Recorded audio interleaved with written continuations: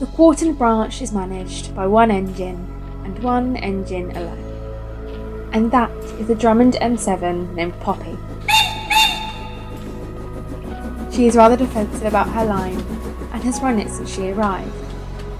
She's given a week away every season so she doesn't get bored of doing the same thing.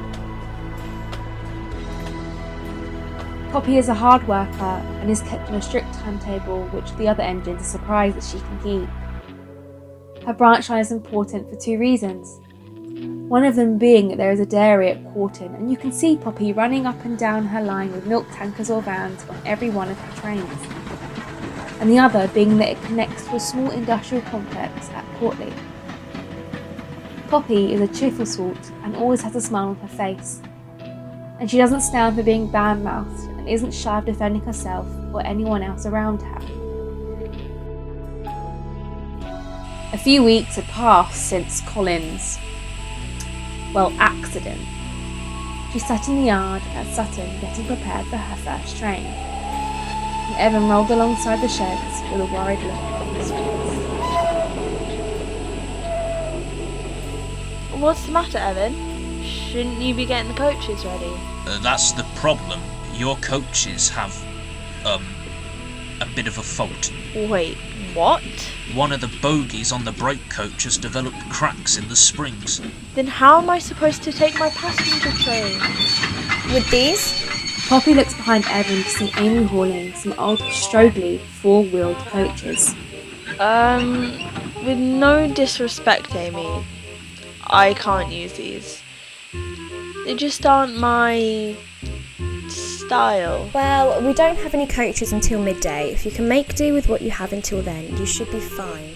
Poppy was reluctant, even when the shedmaster soon came out and threatened to get lured in them.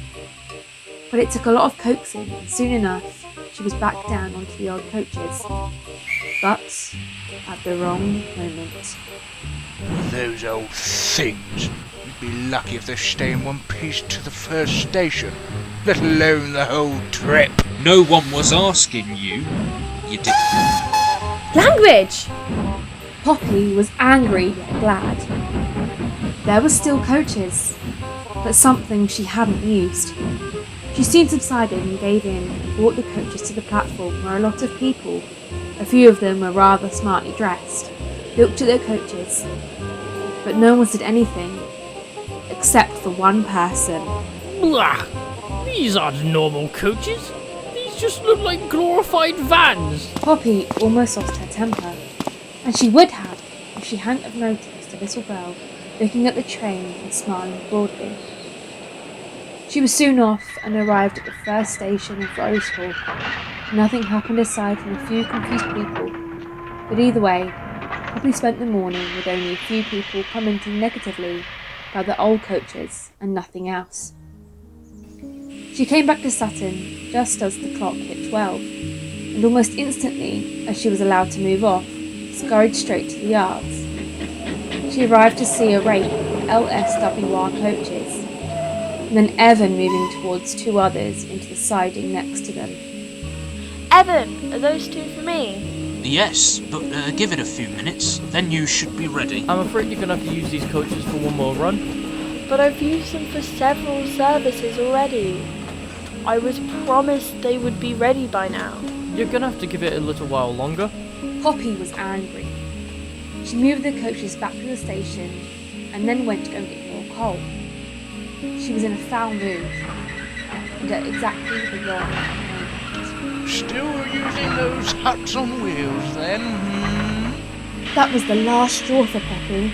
She stormed over to the platform and no sooner had the guard blown his whistle, she pulled out of the station with Jack. Steady on, girl. The passengers would rather prefer to get to their destination in one piece. Poppy heard it, but foolishly ignored it. She got to Roseville and Courtley with no issues, but had rough stops. When she was arriving at Porton, she wasn't paying attention. Poppy, stop! Huh? Oh no.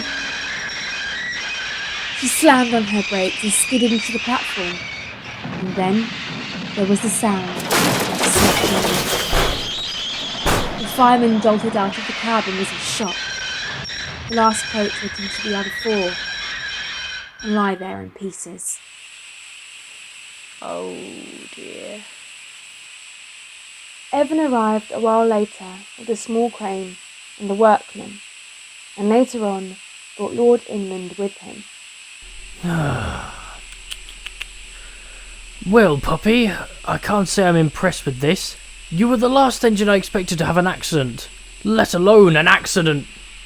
Actually, sir, it wasn't entirely her fault. If you look at the wood on this coach, it's rather rotten, so they were bound to fall apart at some point. Same with the others. Looks like it's a trip to the carriage work with these 5. We can't have coaches that are close to falling apart. But sir, what about my branch?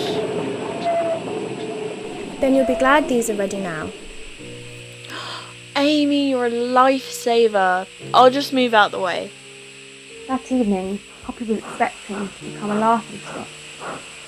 But surprisingly, all she could hear as she came over the sheds was Tim Say yelling a at word Leo. to her, I will put you in the sea. So you'd better apologise. Evening all. Evening, puppy. Good day. Aside from one minor problem, I guess it all went well. Poppy, I think you can probably guess what he's trying to say. I can see all too well. You're forgiven, Leo. And ever since that day, Poppy has trundled up and down the line with her 2 coaches, along with a milk tanker or a van. But whenever her normal ones aren't in service, she doesn't mind taking others, as long as it keeps her running from dawn till dusk. She's always happy.